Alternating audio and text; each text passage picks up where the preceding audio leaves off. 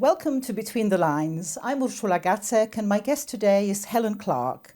Helen Clark served 3 terms as Prime Minister of New Zealand and later led the United Nations Development Programme, the UNDP, the UN's global development agency, for almost a decade. Prime Minister, thank you for joining me here in Davos at the Leaders Forum powered by Poland. Davos, and we see the launch of an initiative, Board of Peace, by President Trump. Is that a worthwhile initiative or a vanity project? The Board of Peace really should not proceed.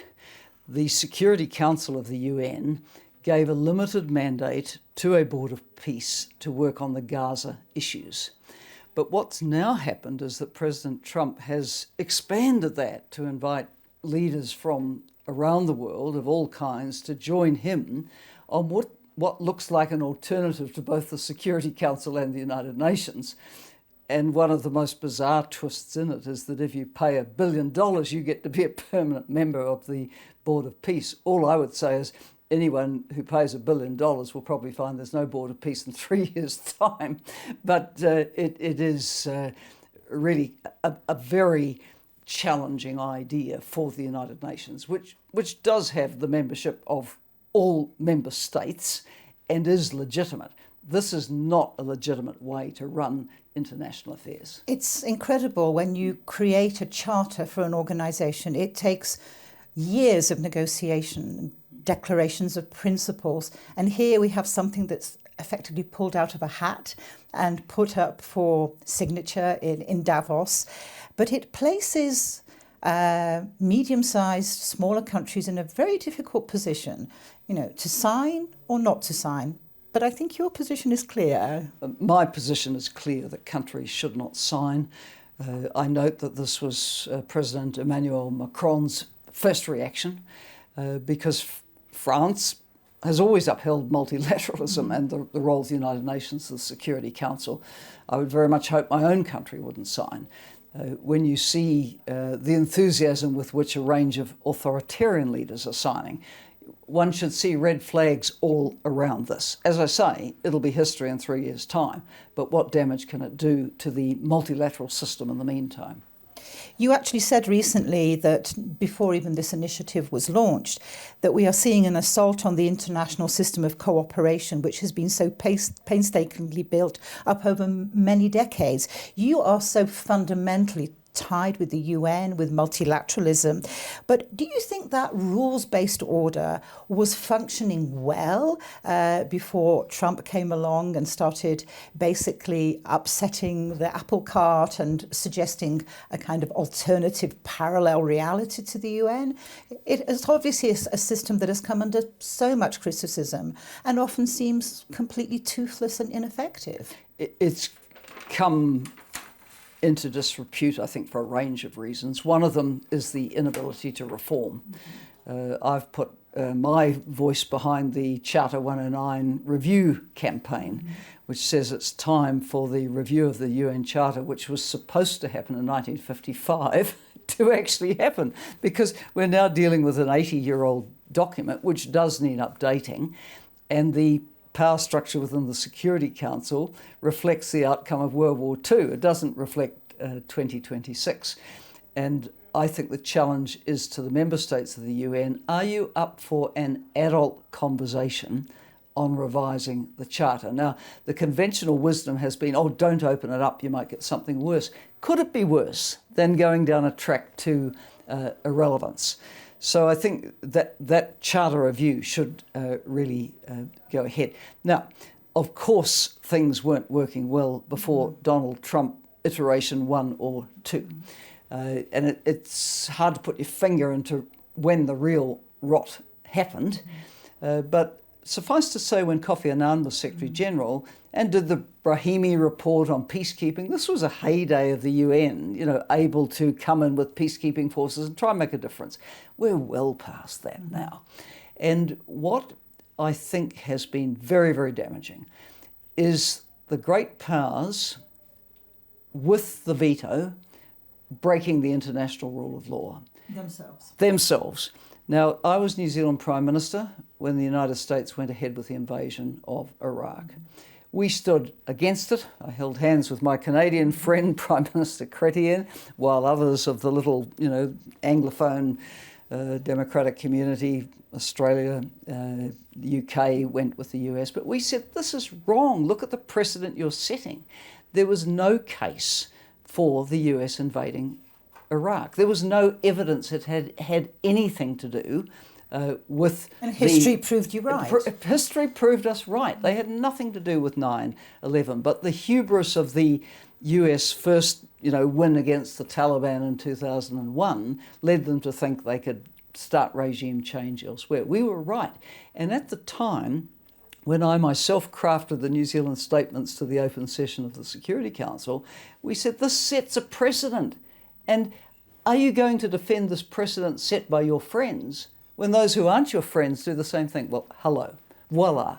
2008, the secessionists in Georgia, Abkhazia and South Ossetia, facilitated by Russia. Georgia has never got those bits of territory back. Annexation of Crimea, 2014. And go to 2014, the annexation of Crimea, the invasion into the Donbass. Not much reaction to that internationally, encouraging Russia to go the next step in 2022. So, and they will say, well, look, he did it there. So we go tit for tat. Now we have the intervention in Venezuela, clearly a breach of international law. And I think that this needs to be called out for what it is. If we want a world that is run basically according to the rule of law, then powers have to set an example, and they're setting a very bad example. It's not all bad news about the UN, however, because you led an agency, the UNDP, United Nations Development Programme, and I think it was you who pushed away from purely technical aid towards state resilience, linking development with governance, security, and not just charity, but democracy, the building statehood. The activities of the UNDP are very, very visible in Poland's near neighbourhood, in Eastern Europe, in former Soviet republics, in the Western Balkans. What led you to decide that development should have a much broader canvas of activities? So this governance portfolio of UNDP was very important in my time, and very important in the time of Mark Malloch Brown, who was two administrators before me. And that track was very important to Central Europe and the Baltics, and later the Balkans, coming into the European Union, because you had to jump over a whole lot of hoops to bring... We had to tick a lot of boxes. You had to tick a lot of boxes. And so UNDP's offices in Warsaw and Prague and so on, we were part of that journey. And that goes on today, still trying to support the Montenegros, the Bosnia-Herzegovinas and others to reach their European journey, Ukraine included. But also that work, of course, then went global to support countries to build their institutions and their capabilities. Because for UNDP, its central objective should be to be out of business because countries are able to fly on their own. So actually, when you stopped working in Poland, that is a success story. It's a success story. Sometimes countries would say to us, oh, this is so terrible, we're about to graduate from least developed country status. We'd say, but what an incredible success that you've achieved. And they'd say, oh, we won't get the grant money anymore. I said, because you don't need it. You're going to fly on your own. You're going to make your own luck, but keep building your institutions, keep investing in all the things that will make your economy flourish. So that's the position I like to see UNDP in, enabling and knowing when its time is up. When to leave. That sometimes is a problem with international organisations. They develop agendas, budgets, secretariats. Sometimes they reinvent themselves for the sake of justifying their own position. But you clearly have a policy. UNDP does its work, and when you are fit to fly out of that nest, go, do it. That's correct. Or sometimes countries want you to stay. In fact, often they want you to stay, but in a very different form. Mm-hmm. Very different form. You're almost like a multilateral version of McKinsey's or something, but you're doing it at a fraction of the price. Mm-hmm. and with those international values and norms, but behind the advice you're giving. Luckily, the UNDP isn't one of the agencies that the US is withdrawing from. It will come inevitably under pressure, but for now, it seems to be safe, which I think is... It has had bipartisan support in Congress, always in the Senate Appropriations Subcommittee. They've really appreciated the work, the sort of crisis recovery work that UNDP's done. For example, in Mosul, after it was cleared militarily of the ISIS takeover, it was the entire reconstruction and recovery of Mosul. And UNDP has a sort of toolbox of approaches to support that early recovery and getting back on your feet. A country which is going to need UNDP support in recovery is obviously Ukraine. How do you see international agencies coming into Ukraine? What does Ukraine need to focus on apart from rebuilding its energy infrastructure, its schools, its hospitals? Surely it must also focus on democracy, but also probably fighting corruption, which seems to be a challenge even in this time of war. I went to Ukraine 3 times, twice as UNDP administrator, and the first time was to Crimea as well, so I was familiar with the situation there. So what I would say is that once that UNDP is ideally positioned to support Ukraine on its European Union accession, that should be the focus, because the Ukraine coming into Europe is just so critical for its future development, and it brings a lot of skills. It brings an advanced high-tech sector, rather like Poland has. What I observe with a lot of the former kind of Soviet space economies is there was always an emphasis on engineering, which in this day and age leads you into a lot of advanced technologies, AI, etc. So I think, let's not see Ukraine as a drain on the European Union. Let's see its talented population and the skills and attributes it's got and its sectors as something highly relevant. So UNDP should focus on the governance side. There's going to have to be a lot of amendment of laws, regulations, policies, but I've no doubt that Ukraine can succeed in joining, and then, in 20 years' time we'll be having the same sort of conversation we have about Poland. You're in the top 20 economies in the world. Ukraine's a country of roughly similar size, a little bit bigger. But it can be a success story.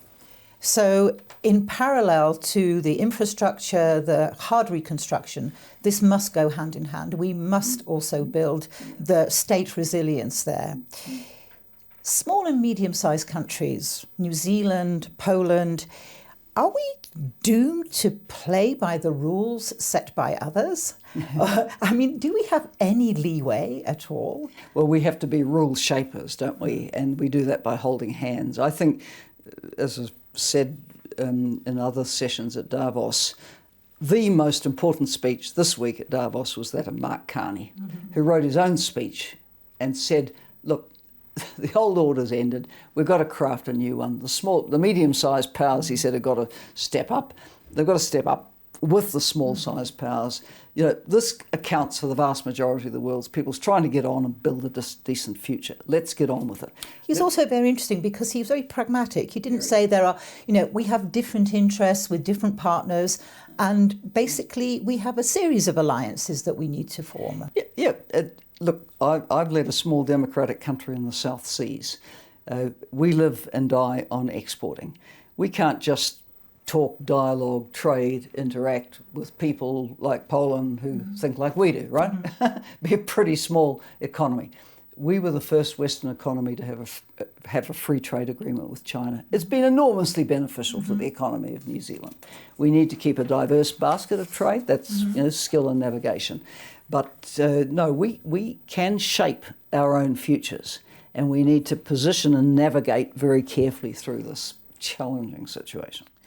China, you've actually consistently argued that we shouldn't be emotional or ideological in our approach to China. You've called for a very pragmatic, unsentimental view, recognizing both the economic opportunity but also the strategic risk. This has now become a central debate in the United States, but also here in Europe, where we sit today in Davos.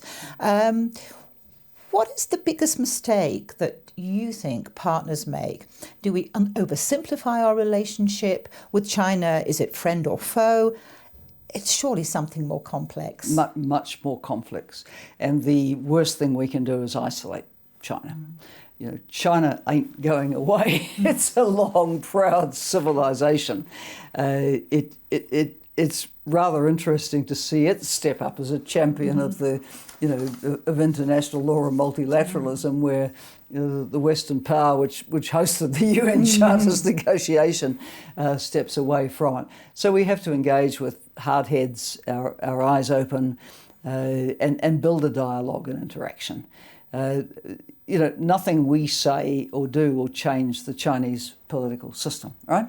But we can be part of ensuring that China is within the international system, that it plays as a good actor and a constructive actor, and can be part of upholding international law, not undermining it.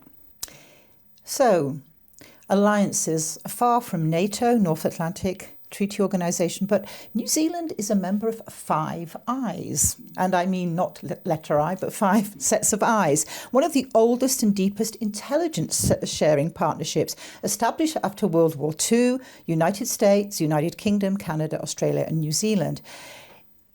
If you were Prime Minister of New Zealand today, how willingly would you share intelligence with all of those partners? I think this is a conversation that four of the Five Eyes have to have, because you now couldn't be sure that what you put into the pool remains something that's dealt with discretion. I'm actually rather concerned at the way the Five Eyes as such has developed. When I was Prime Minister, its existence was never acknowledged, and that was the way it should have been. Over the years, it's come right out into the open. It's used as trying to corral people into making public statements on issues of the same mind. I don't think this is where New Zealand, which has been out of formal alliance with the United States for quite a long time, that's not where we want to be. So I'm quite critical of the way it's developed, and I think for the Four Eyes now, they need to be thinking very carefully about what they share, how they share it, and what guarantees have they got of discretion. Going back to development, the war in Ukraine, we've mentioned Ukraine, looking down the road, hopefully with an eye on developing and rebuilding that country. But for today, the war is sucking out resources out of European countries. Resources are scarce. Of course, you yourself are Prime Minister. You know how difficult it is to defend in the light of your own electorate why you are spending money on something which is happening far away, when somebody will always accuse you that there are people who need social aid or healthcare or whatever. NATO has managed, possibly with Trump's very strong, let's say, encouragement, to really think about financing its defence. But development, and now we have clear targets for defence spending, but development, those targets, they exist, but they're lower, they're voluntary. Is there any money left now for development? Not much. I mean, you look at the first round of the defence spending increase in the United Kingdom, they chopped their development budget by 40%. The UK, when I was at the UN Development Programme, was one of 5 or 6 countries which had met the 0.7% of gross national income target for high-income countries to be spending on development. Well, it had already slipped between the 0.7 with money that Boris Johnson's government raided, and now the UK will be down to about 0.3%. So we are now, I think, in the middle of the end of the official development assistance era. And this is a sad thing because there's still need. Now, the countries most affected are not taking this lying down, hence the importance of the ACRA reset debate. Please tell us about that. That's something happening here in Davos. President Mahama from Ghana will be here. President Obasanjo, the former Nigerian president, who's leading a friends group of the ACRA reset, which he's involved me in. He's an old friend and I'm very happy to help. But what African leaders are saying is we never again want to be in a position where something as fundamental as the vaccination of our children or antiretroviral drugs for people living with HIV are dependent on the whim of who gets elected in a Western country. We don't ever want to be in that position again. So we're going to, move on. We've got to raise more domestic finance. We've got to have discussions about how we can cover these needs ourselves. Do you think that also we could sell development aid more successfully if we went back to your approach to the UNDP? Because this is not about charity. This is actually about self-interest as well. There's huge self-interest for the West in developing countries soaring. Firstly, because it's more markets, right? Who are we going to sell to? And Davos is all about the money. It's all about selling things. So in our ageing societies, that's not where the markets are. Look at the youth demographic in Africa, Latin America, Asia, hungry for tech products. So the soaring economies of the global south are very, very important to Western countries looking for export markets. Secondly, there's the issue of security. Countries that are doing well with people who are fully employed and quite happy generally don't spawn terrorist movements or give sanctions to them. Neither do they want to migrate. No, neither do they want to migrate, which is also a big issue for obviously the US border and for Europe. And then the third thing, a developing country which is doing well, has got its health system, its pandemic preparedness in place. If a health threat, a pandemic threat comes out of there, their capacity to deal with it is key to our security before it goes any further. This is something you've personally been very much involved in, vaccinations, and in a way preparing, let's hope it's just preparing for a next pandemic. So reframing our attitude to aid pragmatically. Point out the benefits to ourselves. Look, I'm in the position where, I think solidarity is a good thing in itself, but that's not going to win the argument with the public. What will win the argument with the public is if they see it's in their country's interest that this happens. Sometimes it's a big ask, when you have populists, nationalists, when you have xenophobic tendencies. Do you see the rise of this kind of language far, far away from Davos in New Zealand? Do you also deal with these kind of issues of hate speech and xenophobia? We do. We have a political party currently represented in government, which is MAGA style and very divisive with rhetoric and picking up the kinds of campaigns that are articulated out of the US.